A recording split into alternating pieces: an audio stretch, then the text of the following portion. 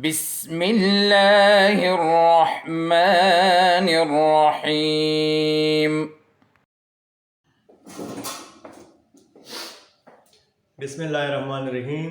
Okay students, आज हम class 9 physics chapter 8 का टॉपिक पढ़ेंगे, heat capacity and specific heat capacity. What is heat capacity? Heat capacity है क्या? सबसे पहले हीट कैपेसिटी को डिस्कस करेंगे, उसके बाद स्पेसिफिक हीट कैपेसिटी को भी। तो देखिए, हीट कैपेसिटी क्या है? The quantity of heat required to rise the temperature of mass m by 1 centigrade is called heat capacity. The quantity of heat required to rise the temperature of mass m by 1 centigrade is called heat capacity. उस temperature को what is heat capacity? The quantity of heat required to rise the temperature of mass m by 1 centigrade is called heat capacity. अगर हमारे पास कोई substance है मास m, यहाँ पे मास की कोई स्पेसिफिक क्वांटिटी नहीं दी गई कि कितना मास है, वो 1 kg भी, वो 2 kg भी हो सकता है, 10 kg भी, 20 kg भी, लेकिन मास पे कोई लिमिट नहीं है। अब उस मास का टेम्परेचर 1 सेंटीग्रेड या 1 केल्विन इंक्रीज करने के लिए हमें जितना हीट चाहिए उस हीट को हम कहते हैं हीट कैपेसिटी। किसी भी सब्सटेंस के टेम्परेचर को 1 सेंटीग्रेड या 1 केल्विन रेज करने के लिए जितना टेम्परेचर जितना हीट हमें चाहिए उसको हम क्या कहते हैं? Heat capacity. Heat capacity is denoted by Cm is equal to del Q divided by del T. Del Q क्या है? This is the amount of heat gained by the substance. This is the amount of heat. This is the thermal energy. This is the thermal energy gained by the substance. किसी भी substance जिसको हम heat दे रहे हैं उसकी जो thermal energy है, उस सब्सटेंस की थर्मल एनर्जी वो इंक्रीज होगी। That is del Q divided by del T. Del T क्या है? Temperature, change in temperature, rise in temperature. So specific heat capacity is equal to del Q divided by del T. Heat capacity depends on 3 factors. Number 1, mass of material. Number 2, type of material, and rise in temperature. Mass of material. देखिए, अगर material का मास ज्यादा होगा यानी 20-30 kg मास है, तो उस मास का टेम्परेचर 1 सेंटीग्रेड इंक्रीज करने के लिए हमें ज़्यादा हीट की ज़रूरत होगी, यानी उसकी हीट कैपेसिटी ज़्यादा होगी। यहाँ पे एक मास मेरे पास ये है सॉलिड और दूसरा ये है। अब डेफिनेटली इसका मास ज़्यादा है, there are more molecule than this one. यहाँ पे मॉलिक्यूल, यहाँ पे एटम्स ज़्यादा हैं, तो ये मॉलिक्यूल्स या ये atom they require more heat, या यानी इसको वार्म करने के लिए इसको ज़्यादा हीट की ज़रूरत होगी as compare to this one. तो मास ऑफ मटेरियल पे हीट कैपेसिटी डिपेंड करेगी। अगर मास ज़्यादा है तो ज़्यादा हीट रिक्वायर्ड होगा, अगर मास ऑफ सब्सटेंस ज़्यादा है तो ज़्यादा हीट रिक्वायर्ड होगा। देखिए, the greater the mass the more molecule there are to speed up and the more thermal energy needed for any given temperature rise. तो देखिए, अगर मास ज़्यादा है तो ज़्यादा एनर्जी, ज़्यादा हीट यानी चाहिए इस मॉलिक्यूल्स को स्पीड अप होने के लिए, इस मॉलिक्यूल्स के काइनेटिक एनर्जी को इंक्रीज करने के लिए ज़्यादा हीट रिक्वायर्ड होगा। यहाँ पे मास कम है, मॉलिक्यूल कम है, तो इसको कम हीट यानी चाहिए इस मॉलिक्यूल को स्पीड अप होने के लिए, इसकी यानी काइनेटिक एनर्जी को इंक्रीज करने के लिए हमें कम हीट चाहिए, यहाँ पे इसकी काइनेटिक एनर्जी को इंक्रीज करने के लिए ज्यादा हीट चाहिए। So heat capacity depend on mass of material, कि मास ऑफ मटेरियल कितना है। मास ऑफ मटेरियल ज्यादा, हीट ज्यादा चाहिए। मास ऑफ मटेरियल कम, हीट कम चाहिए। यहाँ पे 1 सेंटीग्रेड यानी इसका टेम्परेचर 1 सेंटीग्रेड रेस करने के लिए हमें ज़्यादा हीट चाहिए। यहाँ पे इस मास के लिए इसका टेम्परेचर 1 सेंटीग्रेड रेस करने के लिए हमें कम हीट चाहिए। So heat capacity depends on mass of material. Second number, type of material. कुछ मटेरियल ऐसे हैं जो कम हीट पे उसका टेम्परेचर इंक्रीज हो जाता है, जिस तरह एल्यूमिनियम है और वाटर है। वाटर का टेम्परेचर इंक्रीज करने के लिए 1 सेंटीग्रेड इंक्रीज करने के लिए हमें ज़्यादा हीट रिक्वायर्ड होगा। एल्यूमिनियम का टेम्परेचर 1 सेंटीग्रेड रेस करने के लिए हमें कम हीट रिक्वायर्ड होगी। तो देखिए, टाइप ऑफ मटेरियल पे भी डिपेंड करेगी हीट कैपेसिटी। कुछ मटेरियल ऐसे होते हैं जो जिसका टेम्परेचर रेस करने के लिए वी नीड मोर हीट, हमें ज़्यादा हीट की ज़रूरत होगी, जिस तरह वाटर है।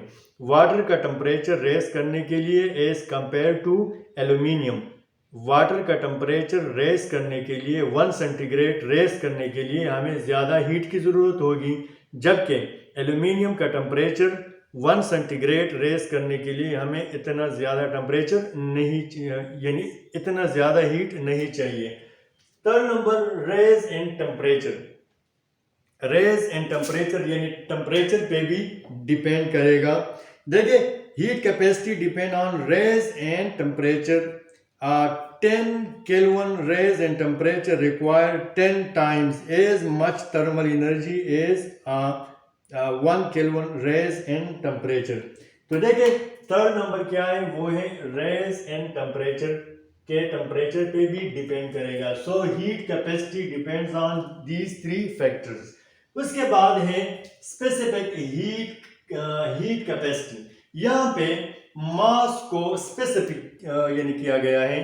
पहले केस में तो मास की क्वांटिटी का जिक्र नहीं था कि मास कितना होना चाहिए। किसी मटेरियल का टेम्परेचर 1 सेंटीग्रेड रेस करने के लिए मास कितना होना चाहिए, यहाँ पे मास का जिक्र नहीं था। लेकिन स्पेसिफिक हीट कैपेसिटी में मास 1 यूनिट होगा।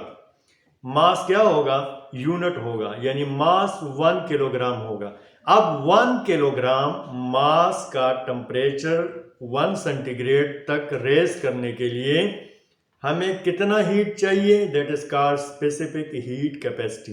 देखिए, the quantity of heat required to raise the temperature of unit mass, कितना mass, unit mass 1 kg mass of a substance by 1 centigrade. Unit mass या 1 किलोग्राम मास का टेम्परेचर 1 सेंटीग्रेड या 1 kelvin तक increase करने के लिए, रेस करने के लिए हमें जितना हीट चाहिए, that is specific heat capacity.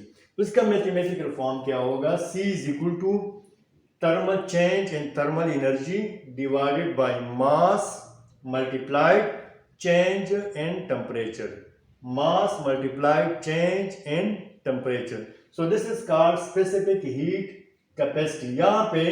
यहाँ पे mass specific होगा, mass specific होगा। यहाँ पे mass की जो लिमिट है वो दी गई है। वहाँ पे हीट कैपेसिटी में मास का लिमिट नहीं है। कितना मास है, 2 kg है, 10 kg है।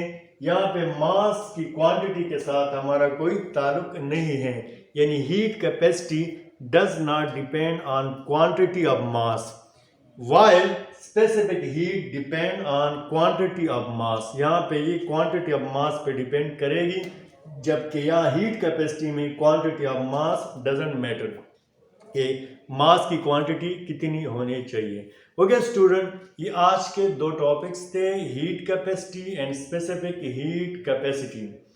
उम्मीद है आपको समझ आ गया होगा। फिर भी अगर कोई क्वेश्चन है, you can ask me through WhatsApp group. इंशाल्लाह नेक्स्ट वीडियो के साथ दोबारा हाजिर होंगे। तब तक के लिए अल्लाह हाफिज़।